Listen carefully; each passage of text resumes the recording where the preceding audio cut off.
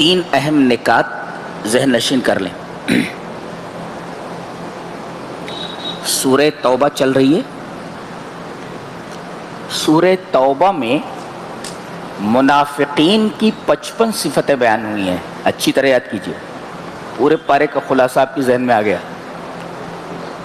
پوری سورہ توبہ کا خلاصہ آپ کے سامنے آ گیا کہ اس میں منافقین کی 55 صفات بیان کی گئی، 55 صفتیں ہیں۔ اندازہ لگائیے یہ کتنے بڑے شریر تھے جن کی 55 خرابیاں قرآن نے بیان کی۔ اور دوسری بات، سورہ توبہ میں توبہ کا بیان 17 جگہوں پر ہے۔ کیا سمجھے آپ؟ فرض نمازیں جتنی ہیں ان کی کل رکعات کتنی ہیں؟ 17 ہیں۔ اور سورہ توبہ میں توبہ کا بیان 17 بار ہے۔ یہ اتفاق نہیں ہو سکتا۔ That is not a coincidence۔ یہ کوئی اتفاق نہیں ہے۔ اور اسلام میں تو اور قرآن کی نگاہ میں اتفاق کوئی چیز نہیں ہے۔ The coincidence is nothing۔ Everything is planned۔ اللہ تبارک و تعالیٰ نے ہر چیز پلان کیا ہوا ہے۔ اتفاق کوئی چیز نہیں ہے۔ اتفاق سے کوئی چیز نہیں ہوتی۔ جو چیز ہوتی ہے اللہ کی طرف سے ہوتی ہے۔ تو سورہ توبہ میں منافقین کی 55 صفتیں بیان ہوئی ہیں، جس سے ان کی خباثت اور ان کی شرارتوں کا پتہ چلتا ہے۔ اور دوسری بات، پوری سورہ توبہ میں اتنی بار توبہ کا ذکر ہے جتنی فرض نمازوں کی رکعات ہیں۔ اور تیسری اہم بات، یہ وہ سورہ کریمہ ہے جو کامل طور پر ایک دم مکمل اللہ کے رسول صلی اللہ علیہ وسلم پر نازل ہوئی ہے۔ اور اس کے بعد آپ اس دنیا سے رخصت ہو گئے۔ کیا معلوم ہوا؟ اس کے بعد آپ اس دنیا سے رخصت ہو گئے۔ یہ نکتہ ہے کہ سب سے بہترین وداع، سب سے بہترین رخصتی توبہ پر رخصتی ہے۔ اللہ، آدمی جب اس دنیا سے جائے تو توبہ کے اوپر اس کی موت ہو، یہ قرآن حکیم بتاتا ہے۔ تو اہم یہ نہیں ہے کہ گناہ آپ سے ہو گیا ہے، اہم یہ ہے کہ آپ نے مرنے سے پہلے توبہ کی ہے کہ نہیں کی ہے۔ تو سب سے بہترین رخصتی دنیا سے کیا چیز ہے؟ توبہ ہے۔ توبہ پر آدمی کی اگر رخصتی ہو گئی دنیا سے تو کامیاب ہے وہ۔ اور یہ کامل سورہ ہے جو نبی کریم صلی اللہ علیہ وسلم پر مکمل طور پر ایک ساتھ نازل ہوئی ہے۔ اتنی بات سمجھ میں آئی ہے؟ اب ہم پورے پارے کو نگاہ میں رکھتے ہیں۔ 11ویں پارے میں 4 واقعات بہت ہی امپورٹنٹ ہیں، بہت ہی زیادہ اہم ہیں۔ پہلے ان 4 واقعات کو بیان کر لیتے ہیں، پھر پارے کے جو نکات ہیں وہ ہم آپ کے سامنے رکھیں گے۔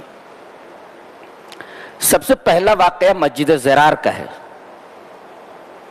اس کا پس منظر کیا ہے؟ اس کا بیک گراؤنڈ کیا ہے؟ نبی کریم صلی اللہ علیہ وسلم کے مدینہ آنے سے پہلے ایک شخص تھا جس کا نام ابو عامر تھا اور اسے راہب کہتے تھے۔ ابو عامر راہب، یہ حضرت حنظلہ رضی اللہ تعالیٰ عنہ جو غسیل الملائکہ ہے ان کا باپ ہے۔ یہ غسیل الملائکہ کون؟ حضرت حنظلہ۔ یہ بیوی سے ملے اور غسل نہ کر سکے، اور ادھر اعلان ہوا کہ جنگ احد میں جانا ہے، انہوں نے بغیر نہائے تلوار نکال لی اور میدان احد میں پہنچے۔ اور شہید ہوئے. جب ان کی لاش کو دیکھا گیا تو ان کے پورے بال بھیگے ہوئے تھے, پورا بدن بھیگا ہوا تھا. نبی کریم صلی اللہ علیہ وسلم نے فرمایا کہ ان کو فرشتوں نے اٹھا لیا اور غسل دے کر کے رکھا ہوا ہے. سبحان اللہ, کیسے کیسے لوگ گزرے, اللہ اکبر. ایسے بھی مبارک لوگ ہوتے ہیں کہ فرشتوں نے غسل دے, مادے کو غیر مادی مخلوق غسل دے. کتنی بڑی سعادت کی بات ہے. تو یہ حنظلہ غسیل الملائکہ کا باپ ہے. یہ کبھی ایسا ہوتا ہے کہ باپ اچھا ہوتا ہے, بیٹا خراب ہوتا ہے. حضرت نوح نبی ہیں, بیٹا کنعان خبیث ہے. حضرت ابراہیم اللہ کے خلیل ہیں اور ان کا باپ آزر کافر ہے. حضرت حنظلہ نبی کریم صلی اللہ علیہ وسلم کے صحابی ہیں, شہید ہیں, اور باپ پکا کافر ہے اور نبی کا دشمن ہے, اللہ کا دشمن ہے. تو یہ ابو عامر راہب جن کے بیٹے حضرت حنظلہ غسیل الملائکہ ہیں, یہ آدمی زمانے جاہلیت میں عیسائی ہو گیا تھا اور اپنے نمائشی تقوی کی وجہ سے, نمائشی تقوی اس لیے کہ اسلام اگر کوئی نہ لائے تو اگر تقوی دکھاتا ہے تو وہ نمائشی تقوی ہے, وہ جی وہ حقیقی تقوی نہیں. تو اس کے نمائشی تقوی کی وجہ سے لوگ اس کے ارد گرد جمع تھے اور اس کی بزرگی کے قائل تھے. یہاں تک کہ قریب تھا کہ سونے کا تاج اس کو پہنا دیں اور اپنی روحانیت کا امام بنا لیں. اسی دوران نبی کریم صلی اللہ علیہ وسلم ہجرت کر کے مکہ سے مدینہ آ گئے. اب جب آپ کو لوگوں نے دیکھا تو اس کو چھوڑ کر نبی کے ارد گرد سب جمع ہو گئے. اور جانتے ہیں یہ کس قبیلے کا تھا؟ قبیلے خزرج کا تھا. آپ کو معلوم ہونا چاہیے کہ یثرب میں 3 ہی لوگ رہتے تھے, ایک یہودی اور دوسرے 2 قبیلے اوس اور خزرج. اوس اور خزرج یہ 2 قبیلے جو تھے, ان میں جو لوگ ایمان لائے انہی کو انصار کہا جاتا ہے. اور جب شہر سبا تباہ ہوا تو یہ 2 بھائی بھاگ کر یہیں آئے تھے, اوس اور خزرج, اور دونوں یہیں بس گئے تھے.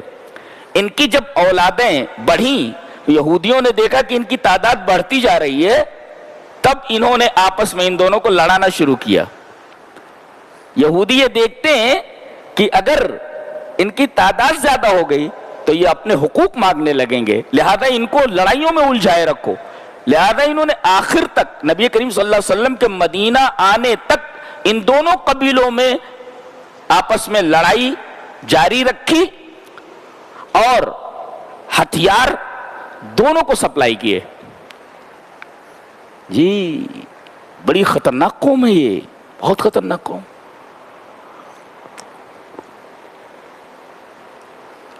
جب بھی دنیا میں کوئی فتنہ نیا اٹھتا ہے وہ اشارے سے بتا دیتے ہیں تربت میری, بتاتے ہیں اسی قبر سے سارا فتنہ اٹھ رہا ہے.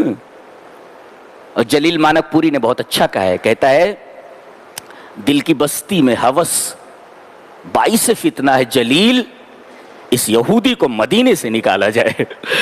دل میں اگر ہوس آ جائے, دل جو کہے آپ وہ کریں, تو سمجھو دل میں یہ ہوس جو ہے نا یہ یہودی ہے اور دل مدینہ ہے, اس یہودی کو مدینے سے نکالا جائے. دل کی بستی میں ہوس باعث فتنہ ہے جلیل, اس یہودی کو مدینے سے نکالا جائے. یہ جو خواہش نفس کی جو اتباع ہے, در حقیقت یہ خواہش نفس وہی ہوس ہے, یہ یہودی ہے. یہ جہاں رہتا ہے فتنہ مچاتا ہی ہے. تو اور دونوں قبیلے آپس میں لڑ لڑ کر کے تباہ ہو چکے تھے, اپنے بڑے بڑے بہادروں کو کھو چکے تھے. نبی کریم صلی اللہ علیہ وسلم جب وہاں پہنچے تو سارے لوگ ان کے ارد گرد جمع ہو گئے, جیسے شمع کے ارد گرد پروانے جمع ہو جاتے ہیں. اب اس آدمی نے دیکھا, رے مجھے چھوڑ کر اس نو وارد کے ارد گرد لوگ جمع ہو گئے, تو اس نے روحانیت کے میدان میں جناب محمد رسول اللہ صلی اللہ علیہ وسلم کو اپنا حریف اور اپنا مقابل سمجھا اور آپ کی مخالفت میں دنوں رات صرف کرنے لگا، دنوں رات آپ کی مخالفت میں لگا رہتا تھا. اور جب اللہ تبارک و تعالیٰ نے میدان بدر میں مسلمانوں کو فتح دی تو یہ جل بھن گیا، اور پھر یہ کفار مکہ سے جا کر کے ملا اور قبیلے قبیلے جا کر کے یہ لوگوں کو مسلمانوں کے خلاف لڑائی پر ابھارتا رہا. اور نتیجہ کیا ہوا؟ اگلے ہی سال جنگ احد ہوئی. اور یہی وہ شخص ہے جس نے میدان احد کے اندر گڑھے کھودے تھے، جن گڑھوں میں سے ایک گڑھے کے اندر نبی کریم صلی اللہ علیہ وسلم گر پڑے تھے اور آپ کے آگے کے 4 دانت ٹوٹ گئے تھے اور آپ کا سر مبارک زخمی ہو گیا تھا اور چہرے پر بھی زخم آئے تھے. یہ وہی شخص ہے، اتنا بد نصیب ہے یہ. اور جب دیکھا کہ مدینہ میں اب نبی کریم صلی اللہ علیہ وسلم کے سامنے میری دال گلنے والی نہیں ہے تو مارے حسد کے، مارے حقد کے، مارے کینہ اور بغض کے یہ بھاگ کر کے شاہ روم ہرقل کے پاس چلا گیا. عیسائی تو تھا ہی اور روم کا بادشاہ بھی عیسائی ہی تھا. اس نے اسے ہاتھوں ہاتھ لیا، اس نے بادشاہ کو قائل کر لیا کہ مدینہ پر چڑھائی کرو، حملہ کر دو. اور اس سے پہلے اس کے جو ہمنوا تھے، ہمنوا جو منافقین تھے مدینہ میں، اس نے ان کے پاس خط لکھا کہ وہاں پر ایک مسجد بناؤ اور اس مسجد میں نماز پڑھنا مقصود نہ ہو، بلکہ کیا کیا کرنا ہے اس مسجد کے اندر. اس مسجد کی صفتیں بیان کی گئی، دیکھو کیسی ہیں. والذین اتخذوا مسجدا ضرارا، ضرار مانے ضرر، تکلیف پہنچانے کے لیے، وکفرا اور کفر کو سپورٹ کرنے کے لیے، وتفریقا بین المؤمنین اور مومنوں کے درمیان تفرقہ ڈالنے کے لیے، وارصادا لمن حارب اللہ ورسولہ اور اللہ اور اس کے رسول سے جنگ کرنے والوں کے لیے گھات، کمین گاہ وہ بنائی گئی. یہ اس مسجد کی صفات ہے. اور یہ مسجد کہاں بنی؟ یہ مسجد قباء کے بالکل پاس ہی میں بنی تھی، تھوڑے فاصلے کے اوپر. اور انہوں نے آ کر کے عذر کیا پیش کیا کہ اے اللہ کے رسول، کچھ کمزور ہیں، بیمار ہیں، ان کو دور دراز کی مسجد میں جانے سے تکلیف ہوتی ہے، تو ہم لوگوں نے یہ مسجد بنائی ہے، تو آپ آ کر کے نماز ادا کر دیجئے، ہم لوگ مسجد کے اندر نماز شروع کر دیں. اس وقت نبی کریم صلی اللہ علیہ وسلم جنگ تبوک کی تیاری کر رہے تھے، اس لیے کہ قافلہ آیا اور اس قافلے نے بتایا کہ رومی عنقریب مدینہ پر حملہ آور ہوا چاہتے ہیں. تو نبی کریم صلی اللہ علیہ وسلم نے فرمایا ہم اندر رہ کر نہیں لڑیں گے بلکہ باہر چل کر کے لڑیں گے. تو 30,000 کا لشکر جرہ تیار ہوا. اس جنگ کا نام جنگ تبوک ہے. اور جتنی فورس اور جتنی فوج اس جنگ میں شامل ہوئی اور مسلمان جتنی تعداد میں ایز اے فوج، ایز اے لشکر، ایز اے فوجی شامل ہوئے، اتنی اس سے پہلے کسی بھی جنگ کے اندر وہ تعداد نہ تھی اور فوج کی اتنی کثرت نہ تھی. 30,000 فوجی تیار ہوئے. اور یہ جنگ کب ہوئی؟ سن 9 ہجری کے اندر، رجب کے مہینے میں جمعرات کے دن آپ نکلے. پوری تاریخ آپ کے سامنے رکھ دی گئی ہے. تو آپ نے فرمایا میں ذرا جنگ کی تیاری میں مصروف ہوں، بعد میں جب آؤں گا تو وہاں نماز ادا کر دوں گا، تم لوگ نماز شروع کر دینا. اور آپ جنگ تبوک کے لیے نکل گئے. واپس جب ہوئے، اللہ نے ہر جگہ کامیابی بخشی، واپس جب ہوئے تو مدینہ سے تھوڑی دور کے فاصلے پر ایک مقام ہے، مقام ذی اوان، وہاں پر آپ نے پڑاؤ ڈالا کہ اس کے بعد اب مدینہ جائیں گے، پہنچیں گے تو یہاں پڑاؤ ڈال دیا جائے، تھوڑا سستا لیتے ہیں، اس کے بعد چلیں گے. یہیں پر جبرائیل آئے اور کہا کہ اس مسجد میں آپ نماز مت پڑھیے گا، بلکہ وہ مسجد ضرار ہے.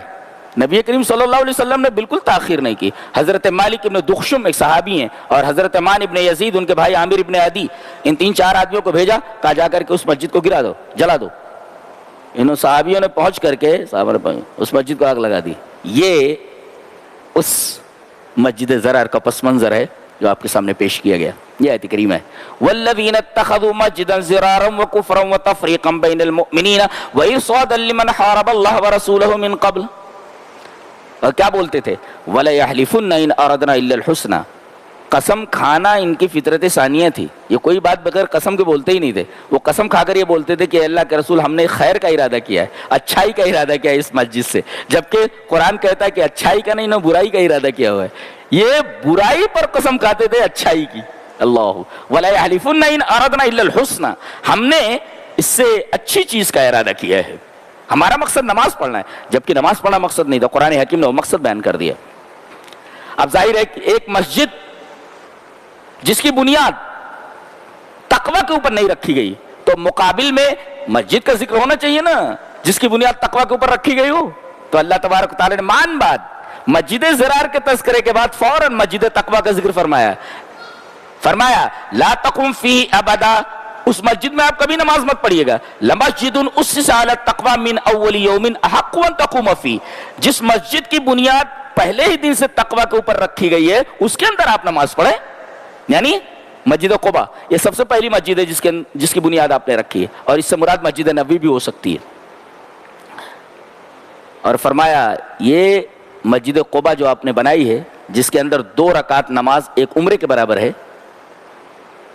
اس کے اندر ایسے لوگ ہیں جو طہارت کو بہت پسند کرتے۔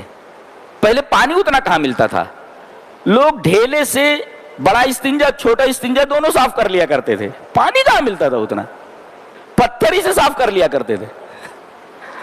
ہمارے گاؤں میں بھی بچے ایسا کرتے تھے، فارغ ہونے کے بعد وہ میڈ ہوتی تھی نا اسی پہ بیٹھ کر رگڑ لیتے تھے، ہو گیا جی ہو گیا کام۔ تو پانی کہاں ملتا تھا اتنا، پینے کے لیے پانی نہیں تھا لوگوں کے پاس۔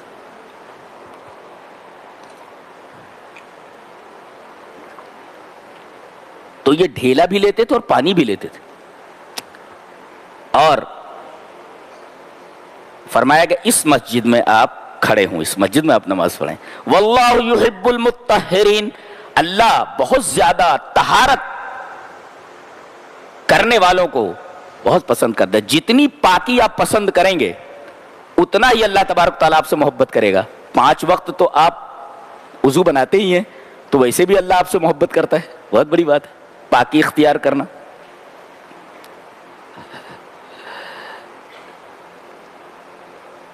اور الحمدللہ میرا خیال ہے کہ کبھی ہو گیا ہو تو ہو گیا ہو،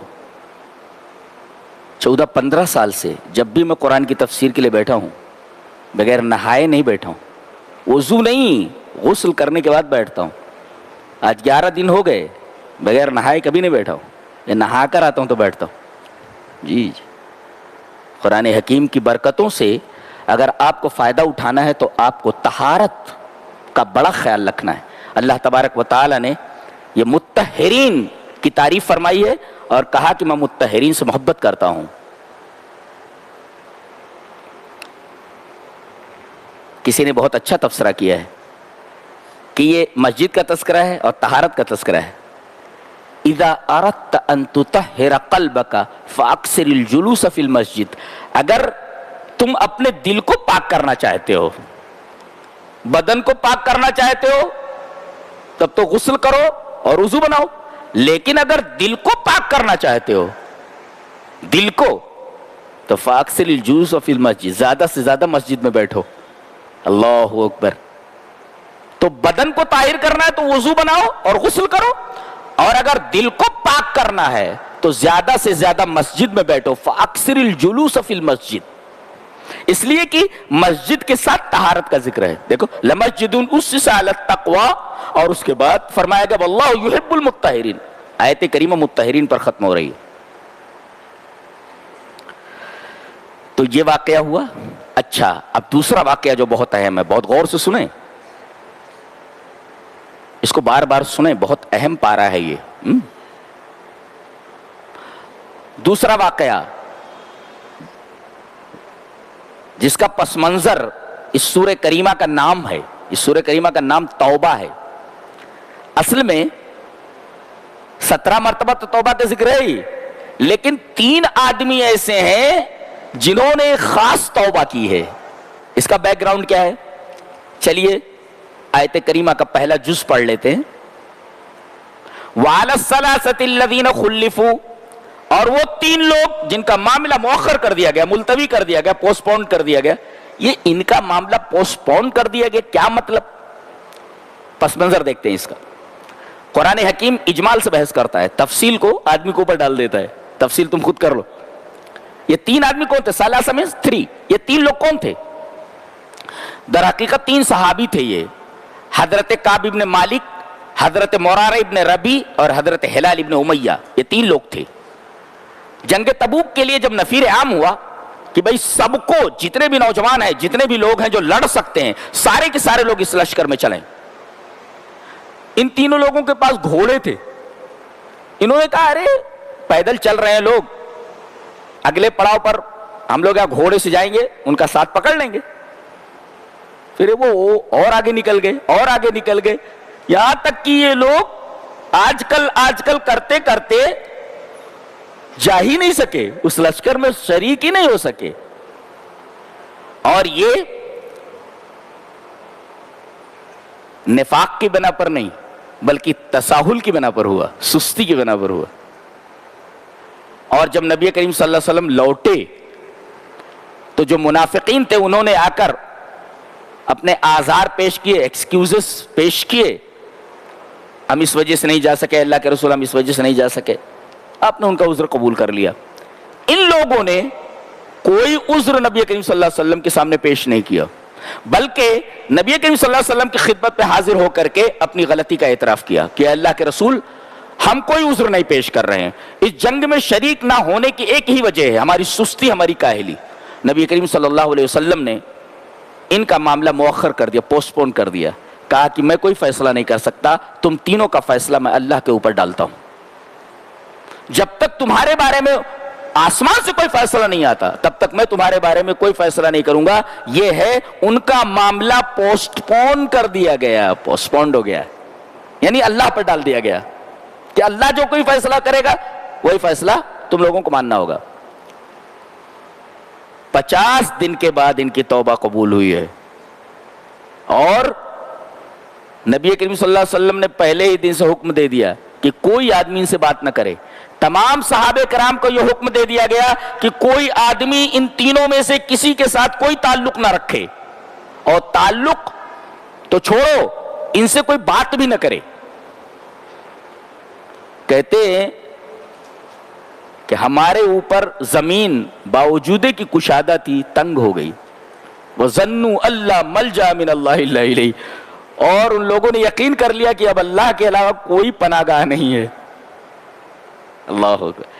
جب آدمی اس مقام پر پہنچتا ہے کہ وہ دیکھتا ہے کہ میری مشکل میں میرا کوئی بچانے والا نہیں ہے اور تمام لوگوں سے مایوس ہو جاتا ہے، اور جب اللہ کی طرف متوجہ ہوتا ہے فوراً مدد آ جاتی ہے. اسی کو اخلاص کہتے ہیں کہ اب اور کوئی نہیں ہے، بس تو ہی ہے میرے مولا اور میرے رب، تو ہی ہے، اب کوئی مجھے بچانے والا نہیں ہے.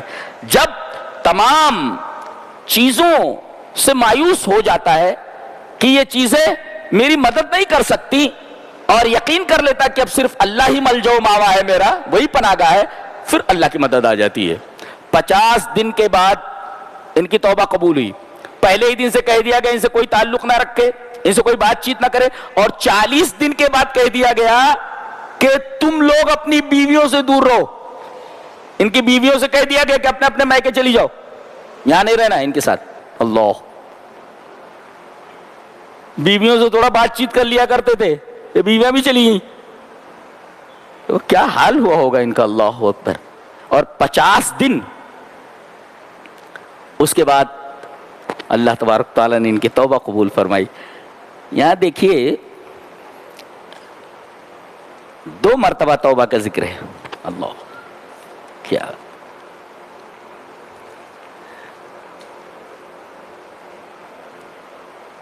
کتنی دفعہ دکھ رہے؟ 2 مرتبہ فرمایا گیا وَعَلَى الثَّلَاثَةِ الَّذِينَ خُلِّفُوا حَتَّى إِذَا ضَاقَتْ عَلَيْهِمُ الْأَرْضُ بِمَا رَحُبَتْ وَضَاقَتْ عَلَيْهِمْ أَنفُسُهُمْ وَظَنُّوا أَن لَّا مَلْجَأَ مِنَ اللَّهِ إِلَّا إِلَيْهِ ثُمَّ تَابَ عَلَيْهِمْ لِيَتُوبُوا إِنَّهُ هُوَ التَّوَّابُ الرَّحِيمُ. اللہ اکبر. یہ دیکھیے اللہ تبارک و تعالی نے فرمایا کہ انہوں نے توبہ کی، اور 2 مرتبہ توبہ کا ذکر فرمایا، یعنی توبہ کی توفیق ہم نے دی. اللہ کتنا رحیم ہے، توبہ کی توفیق دی اور توبہ کو قبول بھی کر رہا ہے. یہ رحم نہیں ہے اس کا؟ ایک تو آپ نے گناہ کیا اور اس پر اللہ تبارک و تعالی آپ کو توبہ کرنے کی توفیق دے رہا ہے، اور توفیق دینے کے بعد جب تم نے توبہ کی تو اللہ توبہ کو قبول کر رہا ہے. ما ارحمک یا سیدی ما ارحمک یا ربی، تو کتنا رحیم ہے میرے رب. اے اللہ. ثم تاب علیہم لیتوبوا ان اللہ هو التواب الرحیم. بار بار توبہ کا ذکر ہے. توبہ کرنے سے پہلے مرنا نہیں ہے. توبہ اللہ کو بہت محبوب ہے، بہت زیادہ محبوب ہے. یہ ان 3 لوگوں کا واقعہ ہے جن کا معاملہ پوسٹ پون کر دیا گیا تھا. کون تھے یہ؟ کعب ابن مالک، ہلال ابن امیہ، مرار ابن ربی. یہ 2 واقعات تو سورہ توبہ میں ہیں. اب اس کے بعد سورہ یونس کے اندر 2 واقعات ہیں. ایک واقعہ حضرت یونس کا اور ایک واقعہ فرعون کا، وہ بھی دیکھ لیتے ہیں. ہوا یہ کہ حضرت یونس علیہ السلام اللہ کے نبی ہیں. ان کو ایک بستی نینوا کی طرف بھیجا گیا تھا جو عراق میں ہے، بابل کے علاقے میں ہے نینوا، اور جس میں 100,000 1,00,000 لوگ تھے. قرآن حکیم نے یہ تعداد بتائی ہے سورہ صافات میں کہ بستی میں کتنے لوگ تھے؟ 100,000 1 لاکھ 1,00,000 لوگ تھے وہاں پہ. 100,000 باقاعدہ تعداد بتائی گی کہ ان کو 1,00,000 آدمیوں کی طرف بھیجا گیا تھا. جگہ کہاں ہے؟ بستی کہاں ہے؟ نینوا. اور کس علاقے میں؟ بابل کے پاس، عراق میں.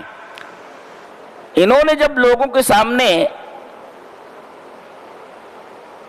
دعوت پیش کی تو قوم نے ان کی دعوت پر لبیک نہیں کہا، تنگ آ گئے اور انہوں نے اعلان کر دیا کہ تم لوگ میری بات نہیں مان رہے ہو، فلاں فلاں دن تمہارے اوپر عذاب آنے والا ہے.